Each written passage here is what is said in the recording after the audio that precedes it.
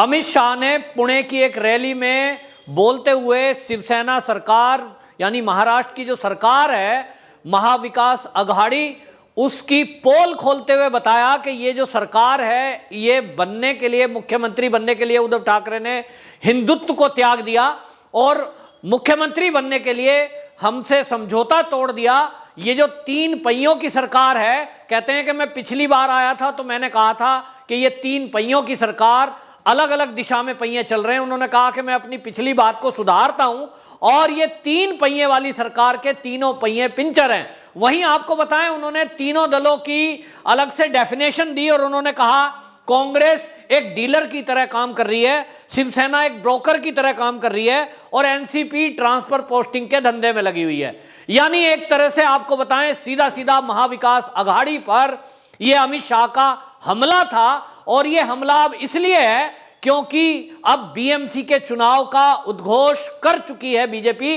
तो आपको बताएं, ये पोल खोली है, इस पर जो शिवसेना के सांसद हैं और प्रवक्ता संजय राउत, उनका बयान आया और उन्होंने कहा कि शिवसेना ने कभी भी हिंदुत्व छोड़ा नहीं है। हालांकि आपको बताएं कि अभी हाल ही में हिंदुत्व और हिंदू को लेकर राहुल गांधी के जिस तरह से बयान आए, इससे शर्मनाक बयान कुछ हो नहीं सकता, क्योंकि राहुल गांधी ने सीधा सीधा हिंदुत्व को टारगेट करते हुए कहा था कि जो हिंदुत्ववादी हैं वो पीठ में छुरा भोंकते हैं, जो हिंदुत्ववादी हैं वो हिंसक हैं, वो झूठे हैं। तो संजय राउत जी से जनता पूछ रही है कि अगर आप ये कह रहे हो कि आपने हिंदुत्व नहीं छोड़ा, तब आपने कांग्रेस के राहुल गांधी जब ये बयान दे रहे हैं, इसके ऊपर आपने एक भी टिप्पणी क्यों नहीं की, इसके ऊपर आपने ऑब्जेक्शन क्यों नहीं किया? इसका मतलब साफ है कि सत्ता की प्राप्ति के लिए, मुख्यमंत्री की कुर्सी प्राप्त करने के लिए उद्धव ठाकरे जी ने साफ साफ शब्दों में यह सिद्ध होता है कि हिंदुत्व के मुद्दे को छोड़ दिया है। वो हिंदू और हिंदुत्व पर राहुल गांधी प्रहार करें और वो मौन रहे, यही है समझौता। ये 3 दलों की सरकार, जिसका अमित शाह ने बाकायदा बखूबी वर्णन किया कि जो ये सरकार है कांग्रेस की, ये डीलर में लगी हुई है। डीलर मान ले, प्लॉट खरीदना बेचना इस सब में। और हमने देखा है कि जिस तरह से महाराष्ट्र की सरकार के मंत्री हों, विधायक हों, उनके ऊपर जो आरोप लग रहे हैं कि किस तरह से अवैध जमीनों पे कब्जे किए जा रहे हैं, रिसोर्ट बनाए जा रहे हैं नियमों को ताक में रखते हुए, इसमें तीनों दलों की सरकार लगी हुई है। इसी तरह ट्रांसफर पोस्टिंग का घोटाला खुला, जिसमें वहां की जो पुलिस की एक अधिकारी थी, उन्होंने पिछले दिनों ये खोला था, जिसकी अभी जांच होनी गृह मंत्रालय के उनसे बाकी है कि किस तरह से ट्रांसफर पोस्टिंग में 100 करोड़ रुपए उगाही का मामला चल रहा था। यह आरोप और किसी ने नहीं, वहीं के पुलिस के अधिकारी यानी पुलिस कमिश्नर, पूर्व पुलिस कमिश्नर परमवीर ने लगाए कि पुलिस के जरिए ये जो गृह मंत्री हैं एनसीपी के, जो अब इस्तीफा दे चुके हैं अनिल देशमुख, वो उगाही का काम करते हैं। और इसीलिए ट्रांसफर पोस्टिंग पर भी आरोप लगे थे। रश्मि शुक्ला नाम की जो आईपीएस थी सीनियर, और वो जो इंटेलिजेंस की हेड थी, उन्होंने उस समय ये खुलासा किया था देवेंद्र फडणवीस ने कि उनकी बातचीत हुई जब वो मुख्यमंत्री बने थे, और उन्होंने बताया था कि यहां किस तरह के घपले घोटाले होते हैं। इस मामले में एक पेन ड्राइव भी उन्होंने गृह मंत्रालय को सौंपी थी और यह कहा था कि इसकी जांच सीबीआई से कराई जाए। गृह मंत्रालय ने अब उसके मामले में संज्ञान लिया है। तो अमित शाह ने आक्रमण को अपनाते हुए पुणे की रैली से बाकायदा महाविकास अघाड़ी को घेरा है, जिसके बारे में अभी तक आपको बताएं अमित शाह जी का ही नाम ले रहे थे। ये शिवसेना के संजय राउत हमेशा कहते थे हमारी अमित शाह जी से बात हुई है और उन्होंने हमसे ये कह दिया था कि आपका मुख्यमंत्री होगा। इस पर लेकर अभी तक अमित शाह कई बार सफाई दे चुके हैं कि हमारी तरफ से चुनाव के पहले इस तरह का कोई वादा नहीं था और हमारी तरफ से चुनाव के पहले ही ये तय था कि भारतीय जनता पार्टी की तरफ से देवेंद्र फडणवीस ही हमारे मुख्यमंत्री होंगे। और हमने कई मंचों से इसको बोला है, शिवसेना का मुख्यमंत्री होगा, उद्धव ठाकरे मुख्यमंत्री होंगे, ये हमने कभी नहीं बोला। लेकिन उद्धव ठाकरे की महत्वाकांक्षा थी कि वो मुख्यमंत्री बने। इसके लिए उन्होंने जिन लोगों से समझौता किया वो विपरीत विचारधारा के लोग हैं, वो हिंदू और हिंदुत्व पे हमेशा प्रहार करने वाले दल हैं। इसी में कांग्रेस सबसे ज्यादा, राहुल गांधी अगर कहीं टारगेट करते हैं तो वो हिंदुत्व और हिंदू को पर और एक बार नहीं, बार बार कर चुके हैं। वो मजाक उड़ाते हैं हिंदू और हिंदुत्व का।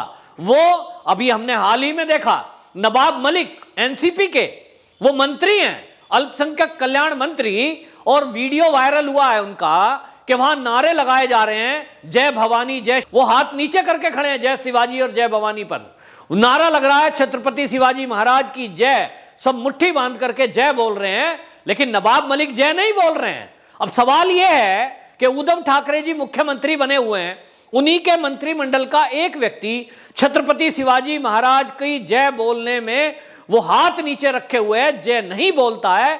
ऐसे व्यक्ति को आपने मंत्री बना रखा है, यह मजबूरी नहीं है तो क्या है, यह हिंदुत्व से समझौता नहीं है तो क्या है? क्योंकि छत्रपति महाराज वो महाराष्ट्र के लिए भगवान की श्रेणी उनकी है, और ऐसे में यदि कोई मंत्रालय में बैठा हुआ व्यक्ति उद्धव ठाकरे सरकार का मंत्री जय नहीं बोलता है तो क्या यह अपमान नहीं है? और अगर यह अपमान है तो इस पर उद्धव ठाकरे जी मौन क्यों हैं?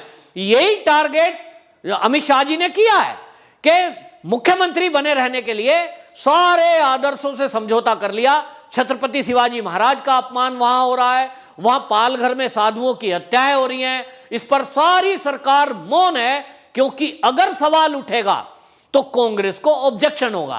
कांग्रेस को साधुओं की हत्या से, लिंचिंग से कोई लेना देना नहीं है, वो चाहते नहीं है कि इसमें जांच हो, क्योंकि अब जो हाल की राजनीति देखने में आ रही है वो ये आ रही है कि अब कांग्रेस और कम्युनिस्टों का गठबंधन हो चुका है, ओपन नहीं है, अंदर अंदर है। और पालघर में यही एंगल देखने में आया था कि वहां जो साधुओं की हत्या हुई थी उसमें जो एंगल था वो नक्सलियों का एंगल जुड़ रहा था, उसमें वामपंथियों का एंगल जुड़ रहा था, और इसकी अगर ठीक से जांच होती तो निश्चित रूप से वो जेल में होते। इसी तरह आपको बताएं, जो हिंदुत्व को लेकर के प्रहार किया गया कांग्रेस के टाइम में, और बाकायदा एक हिंदू आतंकवाद शब्द का गठन ये कांग्रेस की तरफ से किया गया था जब ये कांग्रेस की सरकार महाराष्ट्र के अंदर थी, वो इस बात के दोषी हैं। साध्वी प्रज्ञा को किस तरह से फंसाया गया, किस तरह से स्वामी असीमानंद को फंसाया गया, किस तरह से जो कर्नल पुरोहित को फंसाया गया, और इन सबको लेकर कांग्रेस से अच्छे खासे महाराष्ट्र के लोग खफा थे, क्योंकि बम ब्लास्ट में लेकर जिस तरह से जब उस समय की केंद्र और राज्य की सरकार यानी महाराष्ट्र में कांग्रेस की सरकार थी, और दोनों दलों जगह की सरकारों ने पाकिस्तान के आतंकवादियों को बचाने के लिए जिस तरह का तोड़ मरोड़ के चीजों को पेश किया, सबूतों से छेड़छाड़ हुई, उन सब में सबने देखा तो महाराष्ट्र के लोगों के खून के हाथ लगे हुए हैं। ऐसे लोगों को सत्ता में शामिल करना, ये कहीं ना कहीं दिख रहा था कि उद्धव ठाकरे जी जिस विचारधारा से समझौता कर रहे हैं वो कांग्रेस की विचारधारा, जिसका बाला साहब ठाकरे जीवन भर विरोध करते रहे, जिसको सोनिया गांधी को लेकर वो हमेशा मुखर रहे और हमेशा हमले बोले, लेकिन उनकी संतान ने मुख्यमंत्री पद के लिए समझौता कर दिया। अब इसका खामियाजा आने वाले अब इस चुनाव में बीएमसी में साफ साफ दिखाई देगा। अमित शाह जी की रैली जो पुणे की हुई है उसमें जो उन्होंने शुरुआत की है, साफ साफ अब ये लग गया है कि उद्धव ठाकरे सरकार जो आज दो दलों से गठबंधन करके वहां तीन पहिए की पंचर वाली सरकार चला रही है, वास्तव में जितने घपले घोटाले हुए हैं अब उनका खुलासा होगा, उनका जिक्र होगा। ईडी, आईटी और एनसीबी जितनी कार्रवाई कर रही है, ये कार्रवाई के परिणाम इस सरकार को भुगतने होंगे।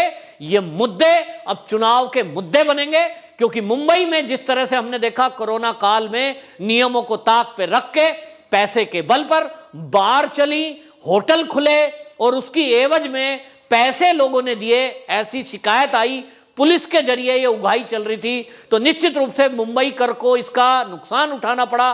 कोरोना के केस बढ़े, हजारों लोगों की मौत हुई, इसके लिए जिम्मेदार कौन है? इसके लिए अगर जिम्मेदार देखा जाएगा तो फिर सरकार पे जिम्मेदारी आती है। आप पैसे वसूलने में लगे हुए हो और जनता को मरने के लिए छोड़ दिया। बीएमसी के हॉस्पिटलों में जो कुव्यवस्था थी, लोग दर दर की ठोकरें खा रहे थे, वैक्सीन के लिए भी कोई व्यवस्था नहीं बनी। जहां एक तरफ उत्तर प्रदेश में आप देखिए पोर्टल के जरिए बुकिंग करके आप जाइए, 10 मिनट के अंदर वैक्सीन लगा के घर में आ जाइए। वहीं हमने महाराष्ट्र में देखा बीएमसी के जो अस्पताल थे, जो वैक्सीन सेंटर थे, एक एक 1.5 किलोमीटर लंबी लाइन लगी थी और लोग धूप में खड़े होकर, बुजुर्ग लोग, महिलाएं वैक्सीन के लिए अपनी लाइन में इंतजार करने को मजबूर थे।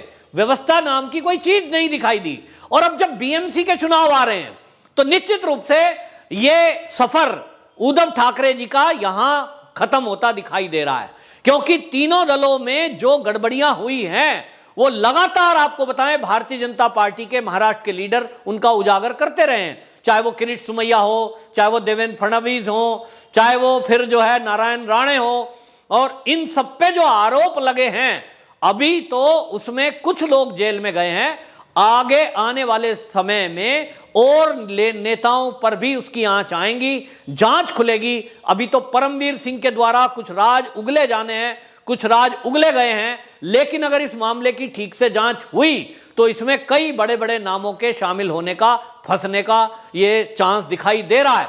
तो निश्चित रूप से अमित शाह ने उनको आईना दिखाया है कि यदि आप भारतीय जनता पार्टी के साथ रहते तो शायद बीएमसी में दोनों दल मिलकर अपना दबदबा कायम रखते। आज महाराष्ट्र के अंदर भी शिवाजी महाराज का मान सम्मान पूरी तरह रहता और हिंदू और हिंदुत्व पे बात करने वाले, हिंदुत्व और हिंदू को अपमानित करने वाले ये राहुल गांधी को करारा जवाब दिया जाता। लेकिन आज जो उद्धव ठाकरे हैं, चाहे वो संजय राउत हैं, जिस तरह से वो मौन होकर राहुल गांधी के द्वारा हिंदू और हिंदुत्व को इस मुद्दे पर जो मौन है, उनकी मजबूरी साफ दिखाई दे रही है, क्योंकि वो तो एक शब्द नहीं बोल सकते। और संजय राउत जब भी कभी बोलेंगे वो ऐसा शब्द बोलेंगे जिससे कि राहुल गांधी, गांधी खानदान की गुणगाई और वाहवाही की जा सके। वो कहेंगे इस देश में यदि कोई लीडर है तो वो तो राहुल गांधी हैं। पहले वो कहते थे कोई अगर इस देश में लीडर है तो वो शरद पवार हैं, लेकिन आज शरद पवार उनके लिए सेकेंडरी हो गए। पहले नंबर पे वो वहां माता जी हैं, वो जगत जननी, तो वो अभी जो है उस मामले में फंसे हुए हैं। निश्चित रूप से बीएमसी के चुनाव में अब बीजेपी जहां एक आक्रामक रूप में आई है, अमित शाह ने ये दिखा दिया है। क्योंकि आप देखिए, हमेशा कई बार ये कहते हैं, चाहे वो हैदराबाद का चुनाव हमने देखा हो, चाहे हमने किसी भी नगर निकाय के चुनाव हमने देखे हो, भाजपा की पूरी टीम पूरी ताकत के साथ जुटती है। लोग कहते हैं देश के प्रधानमंत्री का हैदराबाद में क्या काम, अमित शाह का वहां क्या काम, लेकिन जो बीजेपी है वो कोई भी चुनाव हो उसको पूरा गंभीरता से लेती है। अमित शाह जी ने एक तरह से बीएमसी चुनाव की शुरुआत कर दी है, बिगुल फूंक दिया है, सवाल उठा दिया है।